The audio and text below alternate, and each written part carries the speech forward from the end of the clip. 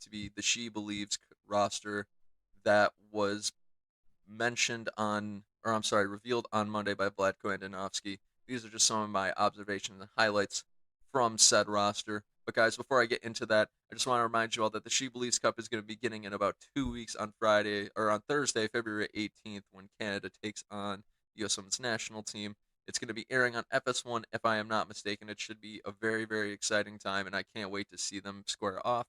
The teams that are going to be playing in the She Believes Cup include the USA, Canada, Brazil, and Argentina. And what makes it really exciting is Pia Sundhage, who used to be the U.S. Women's National Team coach before Jill Ellis was, is now coaching Brazil and will face off against the U.S. for the first time since she left the national team. So it should be really exciting to see how that matchup breaks down. I think the U.S. will win this tournament overall, but that's not quite the main topic for this particular main topic. So let's get into it. Who's on the roster? Who made Vladko's 23-person roster? Well, starting off with the keepers, we've got Casey Murphy of the North Carolina Courage. We've got Jane Campbell of the Houston Dash. And then we've got Alyssa Nair of the Chicago Red Stars. Overall thoughts on the keepers. It's really cool to see Casey Murphy into the mix. I was kind of surprised by that, mainly because I expected to see Ashlyn Harris or Aubrey Bledsoe in here, but good on Casey Murphy for getting Vladko's attention and getting into the squad. I don't know if she'll be in the cards for the Olympics. I kind of doubt it at this point because this is the first that we've seen her in the U.S. Women's National Team camp for a while, but we'll see. Good on Jane Campbell for making it to another camp, though. I contend that she's probably been impressing at camp because she's been backing up Alyssa Nair. She's been consistently making camps the last 3-4 months. So good for her, and no surprise that Alyssa Nair is coming to this camp. She's still the U.S. Women's National Team, unquestioned number one, in my opinion. But moving on up to the defenders, so we've got 8 of them. No surprises there. Alana Cook, Tierna Davidson, Abby Dahlkemper, Becky Sauerbrunn, Crystal Dunn, Kelly O'Hara, Mitch Burse, and Emily Sonnet all make the squad. The one name that I think should have been in here was Ali Krieger, but I'll talk about that in a little while. But other than that, not really too surprised at who Vlatko took. I think that Vlatko is going to take 6 defenders with him for the Olympics, 4 of which are without a doubt Abby Dahlkemper, Becky Sauerbrunn, Crystal Dunn, and Kelly O'Hara. I think he's still trying to iron out who those other 2 spots are going to go to. For me, I think they're going to be Ali Krieger and Emily Sonnet, or they're going to be Ali Krieger and Tierna Davidson. But time will tell. It wouldn't be out of the realm of possibility for it to be Emily Sonnet and Tierna Davidson too. But with that in mind, I'm not surprised they took this group with him. So they're still vying for those 2 additional spots. Moving on up to the midfielders, we've got Katerina Macario, Sammy Mui, Christy Mui, the year of Mewtwo, Mewi, Mewis, whatever you want to call the dyad. They are amazing, and I'm glad they're on this roster. We've got Lindsay Horan, Julie Ertz, and Rose Lavelle. Pretty par for the course for this midfield. I would contend Sam Mewis, Lindsay Horan, Julie Ertz, and Rose Lavelle are all in the top 5 in the world for midfielders. So, of course, you're going to put the 4 of them in your squad when in the top 5 in the world. It's like they've been having a playing quattro for some time now, and it's no surprise that they're continuing to do that. So, good on them for making the squad again, and good on Christy Mewis for making the squad again because she's had one heck of a year, and she keeps riding that momentum and scoring goals for the U.S. Women's National Team. So there's that too. And then also good on Katerina Macario. She impressed in her first 2 caps against Colombia, and I'm looking for her to continue that momentum because if you ask me, she is the future. She is going to become one of the world's best someday, and I can't wait to see that go down. And I would contend too that Katerina Macario will make the roster for the Olympics this summer, so keep your eyes peeled for that as well. Moving on up to the forward line, so we've got Kristen Press, Alex Morgan, Megan Rapinoe, Carly Lloyd, Wynn Williams, and Sophia Smith. Now, the first thought that you might have is, where's Tobin Heath? Well, the problem is Tobin Heath, in case you haven't heard, picked up an ankle injury while playing with Manchester United in the WSL. In training, I believe, before they played Chelsea, she picked up an ankle injury. She didn't get a diagnosis till last week. And Casey Stoney, the United manager, confirmed that she will, in fact, be out for 10 to 12 weeks. So, obviously, we won't really see her for the She Believes Cup, unfortunately. But uh, I go into a lot more depth about that in the previous podcast episode, which I will also link down in the description below for your viewing pleasure.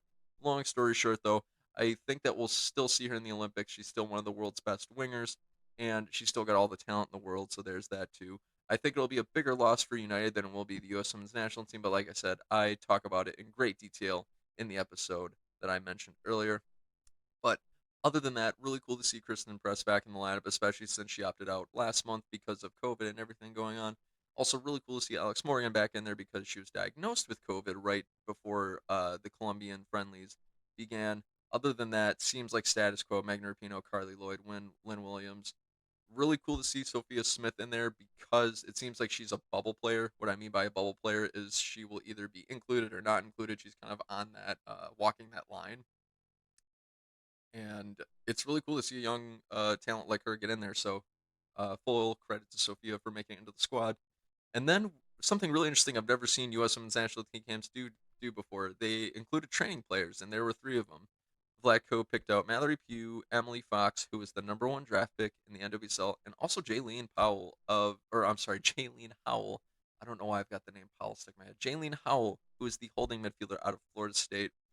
Uh, Really excited because all three of them, I think, are really young pieces who are the future of the U.S. Women's National Team, and I would say that I think Mallory Pugh has a tremendous amount of talent and probably could have been picked to be in the roster, but I don't know if she's battling an injury. I don't know if Vlatko's got a master plan that just doesn't fit her into the squad, but who knows? Regardless, the three of them won't be playing in the She Believes Cup, but they'll still be at camp, so something to keep your eyes out for as well going forward. What are some of my main observations now that we've gone through the roster? For me, there weren't really a ton of surprises, right? One thing that I was really happy to see was Sam Mewis included in the roster. She picked up a knock in the second friendly against Colombia. It was an ankle sprain, which isn't a major injury, but still got question marks nonetheless. I think Vladko mentioned that she recovered a little bit more quickly than they originally thought, and she would be participating in the She Believes Cup. So when you've got one of your top five midfielders in the world who's questionable and she ends up being able to play, that's always great news. Moving on to my biggest surprise of the roster is where are Ali Krieger and Ashlyn Harris? I know that's the question on a lot of people's minds. I'm just going to throw out a quote here put out by Meg Linehan on Twitter earlier this week. She quoted Vlatko saying, "I don't think we should read into it at all," when referring to particular players, including Harris and Krieger. I think that's really telling because I'm going to tell you this. Ellie Krieger and Ashlyn Harris still have a tremendous amount of talent. I know they're a little bit older, but you play to win today, you don't play to win tomorrow, right? They can both help your squad today. And I think Allie Krieger really did a good job of proving that in the second friendly against Colombia. She was the main driving force into getting crosses into dangerous areas in that second friendly. She had the assist to Katerina Macario within the first 3 minutes. She had quite a good cross to Julie Ertz down the stretch. And the I've heard arguments like, okay, Ashlyn and Allie shouldn't be in the roster anymore because they're getting up there in age, and there are younger players like Midge Burrs, Emily Sonnet, who should be getting more time to prepare for the future. But like I said, the reality of it is your job is to win games today, not win games 5, 10 years from now. And if Allie and Ashlyn can help you today, you take them with you. I would contend that Allie Krieger is definitely more talented than Midge Burse at the right back area, and even Emily Sonnet too. I think Allie Krieger is still one of the world's best. So I'm taking Krieger over. I would take Krieger over Sonnet and Midge Burse any day. Just one guy's opinion, of course, but I think they should definitely be in this roster. I am wondering if they just opted out because of the coronavirus, COVID-19 pandemic going on, especially where they reside in Florida and where all the games are being played for the She Believes Cup. That's where the coronavirus has been raging for going on through the pandemic. So they could be exercising caution. That's all speculation, of course. So who knows? And by Vlatko saying that we shouldn't read into it at all. Um, I really don't think much of their disinclusion to the roster, if that's the right verbiage I'm using. But that's where I stand on that. I think Harris and Krieger are both super talented and definitely belong on the roster. And I think they're more talented than some of the other players on the roster as of today, too. But like I said, just one guy's opinion. Some other interesting observations from the roster. Mallory Pugh is a training player. I'm trying to put my finger on that because I know Mallory Pugh hasn't had a great last couple of years being injured so often. She's barely been able to play. I still think that with those injuries, it's really easy for her to fall off the radar, right? Like we haven't been seeing her play, which if you don't see her play at all, of course she's going to slip out of the mind. I still think she's one of the most talented young people in the entire United States roster. Only at the age of 22, she's been a pro already for 3, 4 years. She's still got a lot of potential. I think she will continue to capitalize on. But with her being interested, it shows that she's still on Vlatko's mind, but she might not be part of the plan right now, which, like I said, makes a ton of sense. She hasn't played in forever, basically. I think she played 30 minutes in 2020, and that's just not a big enough sample size, I guess, really to convince Vlatko that she should be in the mix as of right now. But even more so, good on Sophia Smith for keep being at the forefront, consistently being on Vlatko's mind and making the roster. So that's the flip side of that coin. One other thing, I know that the number of defenders Vlatko took in January was 10, which I thought was a lot, and now it's gone down to 8. He's still taken more defenders than he did forwards or midfielders, and I still think that that's evidence of him trying to sort out who that fifth and sixth defenders are that he's going to take to the Olympics. I think if Krieger, assuming that she did opt out, chose to opt in, I still think Krieger is going to go to the Olympics this summer, and Ashlyn Harris will be backing up Alyssa Nair.